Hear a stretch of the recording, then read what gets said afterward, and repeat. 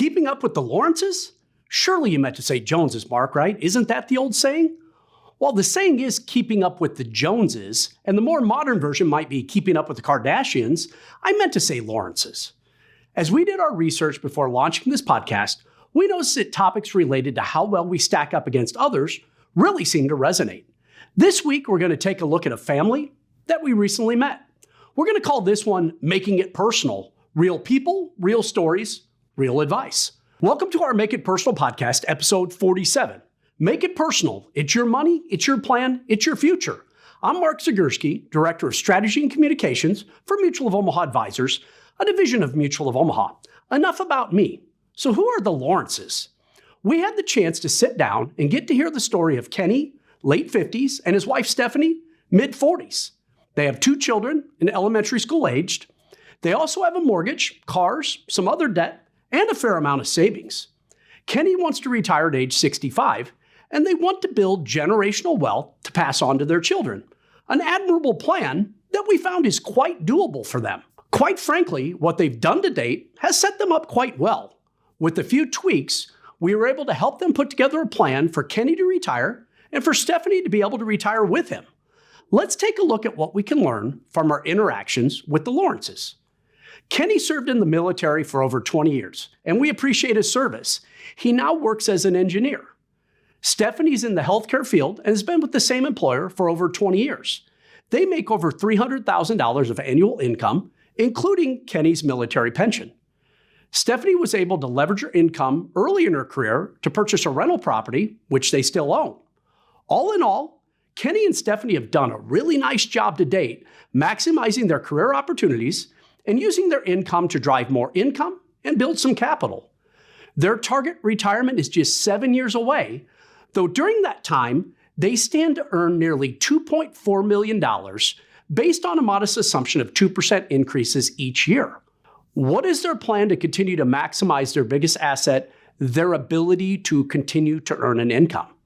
Many people underestimate the amount of money they will need to enjoy a comfortable retirement, and today's retirement can last 30 years or more.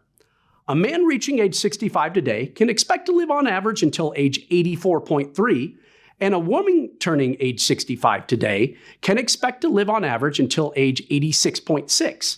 And together, there's a 50-50 chance that one of them will live to age 92.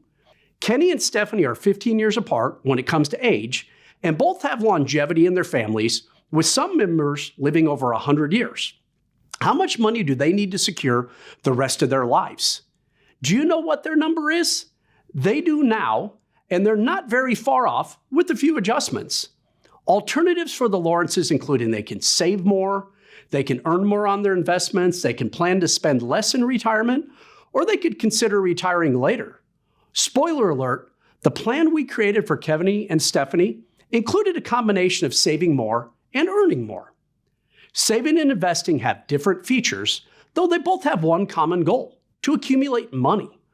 The Lawrences have accumulated over $500,000 to date in a blend of retirement accounts and a high-yield savings account.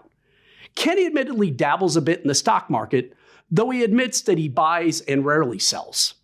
A large portion of their accumulated assets are in fixed income securities, including a high-yield savings account.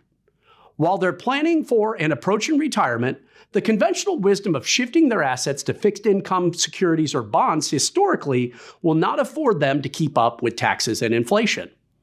Many may hear saving and investing and think we're talking about the same thing, while others may hear investing and associate it with risk. Kenny and Stephanie could benefit from getting their money to work as hard for them as they do for it by becoming owners of successful businesses rather than investors in the stock market. We mentioned cars above, but did we mention how many? The Lawrences actually own 4 cars. Yes, 4 vehicles and 2 drivers. You do the math. 3 vehicles are paid off, and they owe approximately $70,000 on the 4th. While their income has allowed them to outpace their need for speed, there is more to consider for the Lawrences. And that is Stephanie's penchant for high-end handbags. Some of Stephanie's bags cost as much as $3,500, and over time it has led her to rack up some credit card debt. She's actually taken out a loan from her 401k for nearly $26,000 to pay off her credit card debt that comes directly from the need for handbags. Kenny and Stephanie have dreams of buying a recreational vehicle when they retire. Will their desire for the fast and fancy things in life keep them from reaching their ultimate goal from retiring together so that they can travel together? Here we go. A story from an insurance company that's going to recommend insurance. True, but let's get there first. There are a number of things that Kenny and Stephanie need to consider when it comes to protecting themselves or their plan. First, they want to build generational wealth for their young children. They own multiple homes, but do not yet have a will or trust. They need to begin by doing the appropriate work with an estate planning professional to make sure that they are not adversely impacted by an uncoordinated plan. Next, while they intend to retire together in 7 years, Stephanie is 15 years younger than Kenny. The payment option for some of Kenny's pension income has already been locked in and is based on Kenny's life. Stephanie is 15 years younger than Kenny. What happens to their plan if he predeceases her, as women tend to live longer than men? Yes, they need life insurance and all about $2 million in coverage. Yes, they need to consider long-term care insurance. Kenny and Stephanie have made it a long way and have accomplished much on their own, but it could all change tomorrow. For us at Mutual of Omaha Advisors, a plan that isn't self-completing, i.e. protected with life insurance, disability income insurance, long-term care insurance, etc., isn't a plan, it's a crapshoot. Conventional wisdom may tell the Lawrences to sock all of their money and contributions into a 401k or comparable plan at work to take advantage of any employer match and tax deferral. Now, tax deferral simply means delaying or deferring the payment of taxes to another period, but it doesn't necessarily mean avoiding the payment of taxes. While tax evasion relies on illegal methods such as underreporting income and falsifying deductions, tax avoidance is any legal method used by a taxpayer to minimize the amount of income tax owed. This may include tax credits, deductions, and income exclusions are forms of tax avoidance.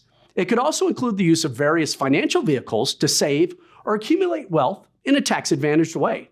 Vehicles that will allow you more control, flexibility, and options on how much you can contribute, when you can take it out, and how and when the proceeds will be taxed when you access them. Conventional wisdom can be good for general rules of thumb, but it can also make it difficult to think creatively and come up with alternative solutions to problems. Now you know a little bit more about how to keep up or catch up with the Lawrences. Kudos to them for the great work they've done to get themselves in this position financially. So what can we learn from Kenny and Stephanie? I know what you may be thinking. I don't make anywhere near $300,000. I don't have a pension like Kenny. Well, neither do I. If that's what we take from the story, we may have missed the point. What I take is no matter how well you have done on your own in planning for your future, there may be another level we can take things to with the help of a financial advisor. The recommended plan for the Lawrences is relatively simple. Start by doing the appropriate estate planning work with a professional, then pay off the 401k loan and consider repositioning some of their assets to more actively take ownership in companies.